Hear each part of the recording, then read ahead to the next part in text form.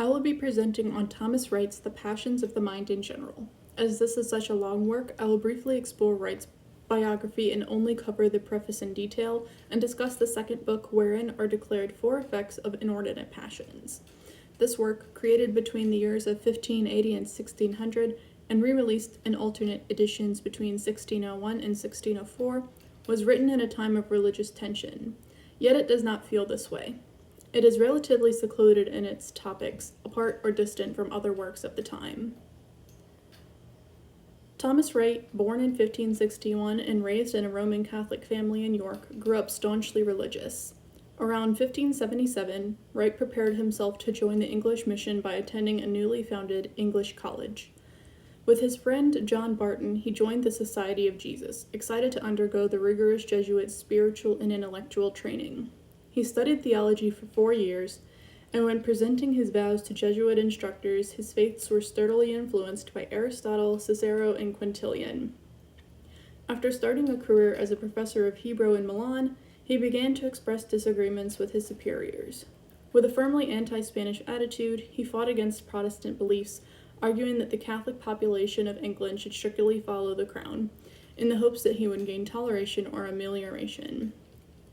His religious track in life was confusing and often difficult, and his beliefs and attitude landed him in prison. After years in captivity, the Archbishop released him, suggesting that he was not deeply learned, yet skillful and ready in the most points now in controversy, saying that providing conformity to him would do much good. Thereafter, he was retained as an honorary prisoner in the Dean of Winchester's house. Confinement was a large part of Wright's life, and most of his writing was done in some sort of prison. After Queen Elizabeth's death around 1602, Wright and other Catholic priests were banished, and he was set free later on, never to be in confinement again.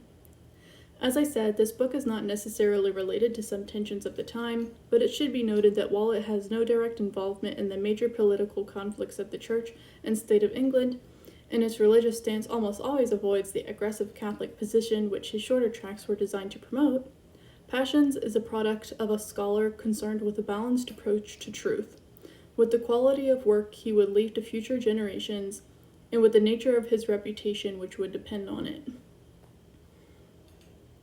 Simply because I thought his character and personality might persuade your outlook on the book in one way or another, I felt it necessary to briefly mention Wright's fairly extreme nationalism, and dare I say racism or countryism.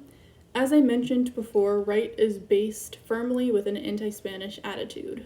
He states in his preface to the reader, anti-Spaniard and anti-Italian and anti-so many more, "We may add the proof of former ages, wherein all the world will confess that our nation hath yielded as profound and learned schoolmen as any nation under the sun, in like quantity and proportion."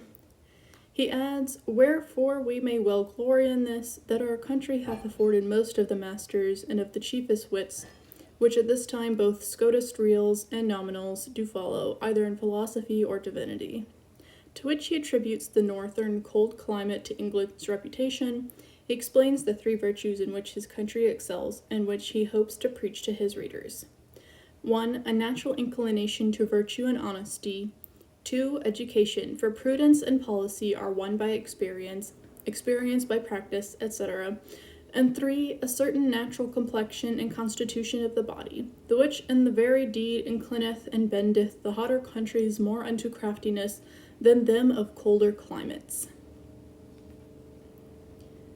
Wright would have known about many works that were popular in the 1500s and so on, and he may have referenced several of those works that Shakespeare would have also studied or been learned about, such as Thomas Rogers, Timothy Bright, whom we read in class, philosophers like Cicero and Aristotle, and after Wright's work was published, others referenced him, like Robert Burton, whom we also read in class. The editor of this edition of the book, William Newbold, states that it is essentially a treatise of moral philosophy, specifically dealing with aspects of a man's nature and behavior, which today would be called psychology. Through the promotion of virtue and rhetorical persuasion, the pursuit of virtue was important during the Renaissance period. The need for a proper and laudable personal life was felt with a new urgency. Newbold states, Wright brings those presumptions to his treatise, stressing the Catholic view that good or ill deportment in one's life The absence of presence of sins of commission is the determining factor in one's salvation or damnation. An important key I am pointing out here is that not only is this a religious treatise, but is also a psychological guide and study more than anything, in my opinion, and also in Wright's opinion, as I will soon discuss in the purpose of the text, that he labeled this piece as practical and useful in everyday situations.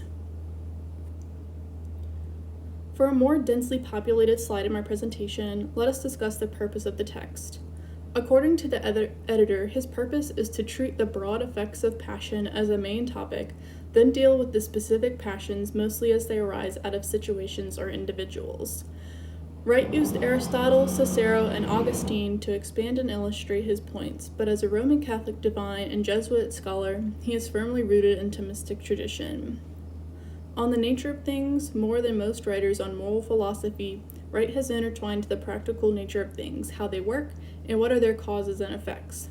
This is seen in his interests in the body's physical processes, but it is perhaps most obvious in his emphasis on the using of passions, particularly their employment in rhetorical persuasion. Wright offers moral instruction and exhortation. Passions offers practical help by showing how virtue can be built up through the use of passions and rhetorical persuasion and preaching. Vice was damnable, virtue was seen as necessary. Virtue helps to overcome the tendencies to vice and ungodliness inherent of all of us. Despite exploring these teachings in his work to guide Catholics away from their vices through the use of virtue and self-persuasion and concealing one's passions from another, Wright seems genuinely to wish to help his fellow countrymen. Wright tells his reader that he can combat immoderate passions, abstain from lawful pleasures, and training his discipline to avoid unlawful ones, that he can avoid situations which may inflame passions, that he can exert willpower at the decisive moment, and finally that he can fly under the wings of Christ.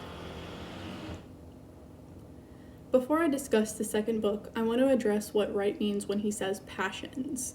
The passions are held between the heart and the soul. In the heart there are four humors: blood itself, phlegm, choler or red bile, and melancholy or black bile. An excess of blood causes the body to overheat. Immoderate joy or pleasure often result.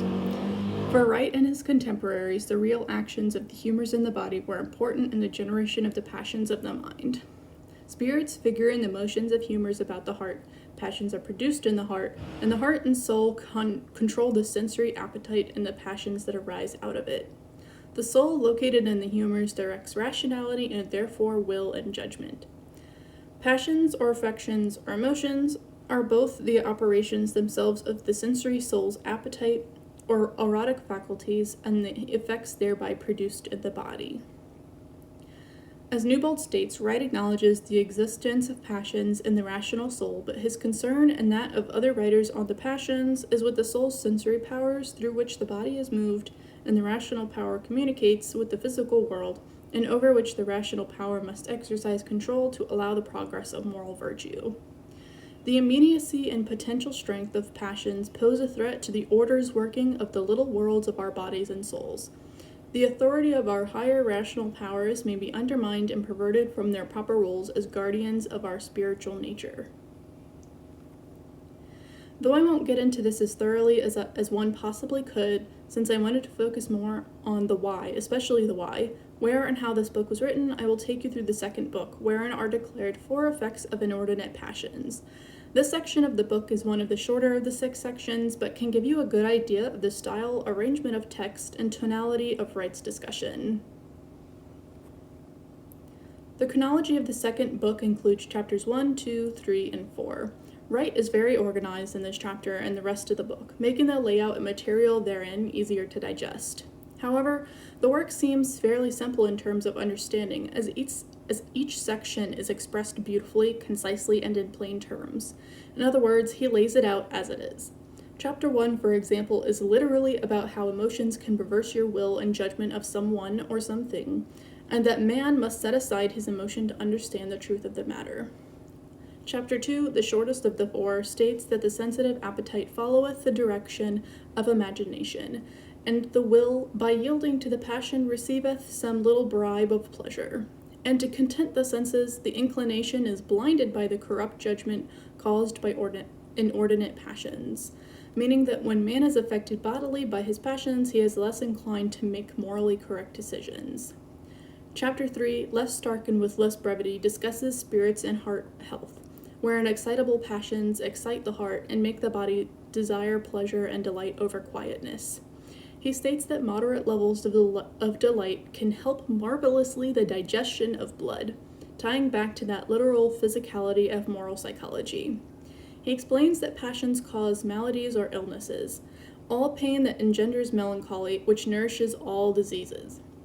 He states that there must be a balance between the melancholic and delightful states, and he raises many questions to be answered later in regarding imagination as a factor of alteration of the body.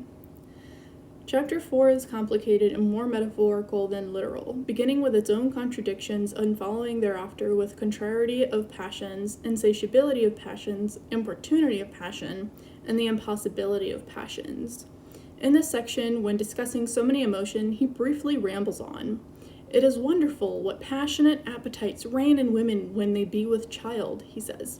I have heard it credibly reported that there was a woman in Spain which longed almost to death to have a mouthful of flesh out of an extreme fat man's neck.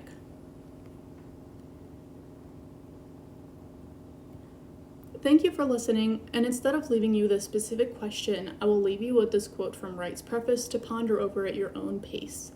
I might say to you as Plotinus, a famous philosopher in Rome, said to Origen when he entrusted into his school to hear him read, who presently at Origen's aspect, rubros effusis, or modestly blushing, ceased to speak.